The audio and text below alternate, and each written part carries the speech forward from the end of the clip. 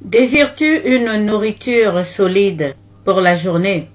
Reste avec moi jusqu'à la fin de cette vidéo. Cette nourriture solide se trouve dans l'évangile de Jésus-Christ selon Saint Luc, chapitre 17, les versets 5 à 10. Ce chapitre de Saint Luc parle justement de nourriture. Commençons donc par la lecture de cet évangile pour ceux qui ne connaissent pas encore notre Seigneur Jésus-Christ. En ces temps-là, les apôtres dirent au Seigneur, « Augmente en nous la foi. » Le Seigneur répondit, « Si vous aviez de la foi, gros comme une graine de moutarde, vous auriez dit à l'arbre que voici, déracine-toi et va te planter dans la mer, et il vous aurait obéi. Lequel d'entre vous, quand son serviteur aura labouré ou gardé les bêtes, lui dira à son retour des champs, viens vite prendre place à table? Ne lui dira-t-il pas plutôt, prépare-moi à dîner, mets-toi en tenue pour me servir, le temps que je mange et boive. Ensuite tu mangeras et boiras à ton tour. Va-t-il être reconnaissant envers ce serviteur d'avoir exécuté ses ordres? De même vous aussi. Quand vous aurez exécuté tout ce qui vous aurait été ordonné, dites, nous sommes de simples serviteurs. Nous n'avons fait que notre devoir. Parole du Seigneur. Frères et sœurs, nous allons parler dans cette vidéo des serviteurs inutiles que cherche notre Seigneur. Que veut nous enseigner le Seigneur à partir de cette parole?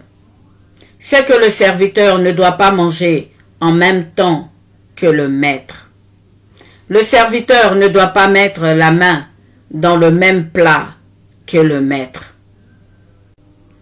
Te souviens-tu, toi qui connais la Bible, d'un serviteur qui a mis la main dans le même plat que le Seigneur? Ce serviteur, c'est Judas. Lorsque les apôtres ont demandé à notre Seigneur Jésus-Christ qui le livrerait, il a dit à Jean, qui avait la tête sur sa poitrine, c'est celui qui mettra la main en même temps que moi dans le plat. Et ce serviteur, ce disciple était Judas. Qu'est-ce qui s'est donc passé pour Judas, frères et sœurs? Il s'est suicidé, avant même que le maître ne soit sacrifié pour nos péchés. La nourriture dont parle ici le Seigneur, c'est aussi sa passion douloureuse. Lorsque les frères Zébédée ont prétexté avec leur mère qu'ils étaient dignes, l'un de s'asseoir à sa droite et l'autre à sa gauche, le Seigneur leur a demandé, pouvez-vous boire à la coupe à laquelle je vais boire? Ils répondirent, oui, maître, nous voulons boire. Alors le Seigneur leur a dit, ok, vous boirez à la même coupe. Mais pour ce qui est de s'asseoir à ma droite et à ma gauche, cela a été défini par le Père. Judas est donc le disciple qui a mis la main dans le même plat que le Seigneur. Et les frères Zébédée sont les disciples qui ont voulu manger en même temps que le Seigneur. La passion du Christ, frères et sœurs, était son repas, son dîner. Et il était le seul digne à manger ce repas. Tous les autres apôtres, comme vous l'avez vu dans l'Évangile, ont fui. C'est donc après sa résurrection et son ascension dans le ciel que le Père a envoyé le Saint-Esprit pour que eux aussi, leur foi soit augmentée. Nous sommes tous des serviteurs inutiles car le Seigneur a déjà tout accompli. Nous sommes des serviteurs qui mangent après que le Seigneur lui-même ait mangé et bu. Le Seigneur mange une nourriture que nous ne connaissons pas. Le Seigneur met sa main dans un plat que nous ne connaissons pas. Un plat dans lequel nous ne pouvons pas mettre le doigt. Dans le livre de la sagesse, il nous est dit ceci. Quel homme peut découvrir les intentions de Dieu? Qui peut comprendre ses volontés? Frères et sœurs, Dieu sonde le cœur et les reins.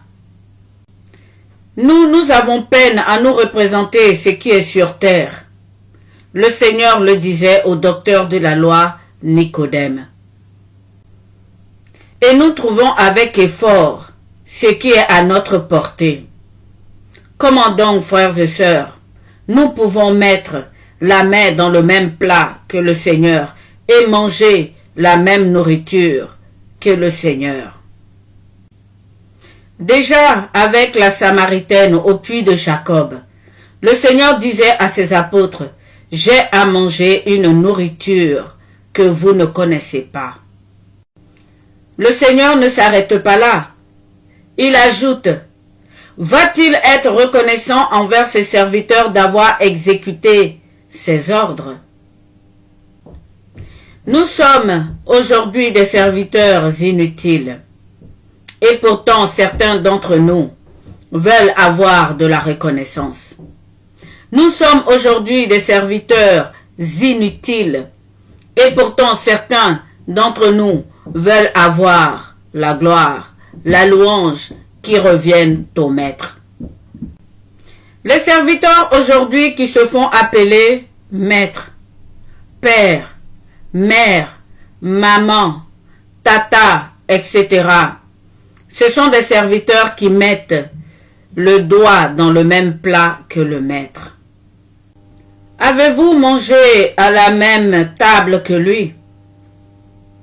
Avez-vous mis votre doigt dans son plat? Avez-vous mangé en même temps que lui?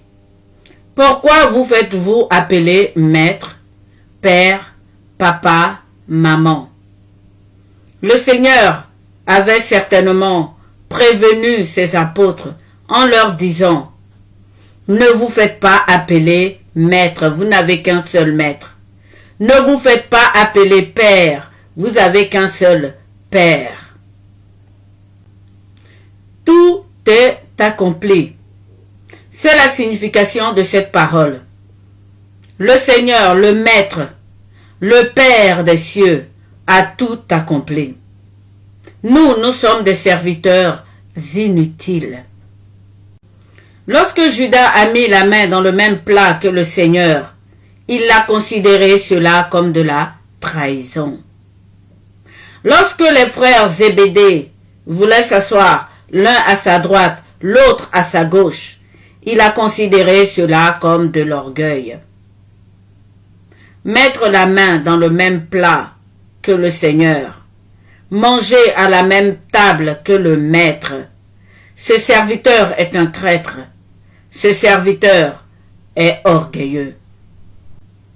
Nous sommes des serviteurs inutiles, nous n'avons point besoin de reconnaissance, surtout pas dans ce monde. Laissons, frères et sœurs, le Seigneur manger d'abord. Laissons, frères et sœurs, le Maître se nourrir d'abord. Et ne mettons surtout pas le doigt dans le même plat que le Maître. Les âmes sont à Dieu.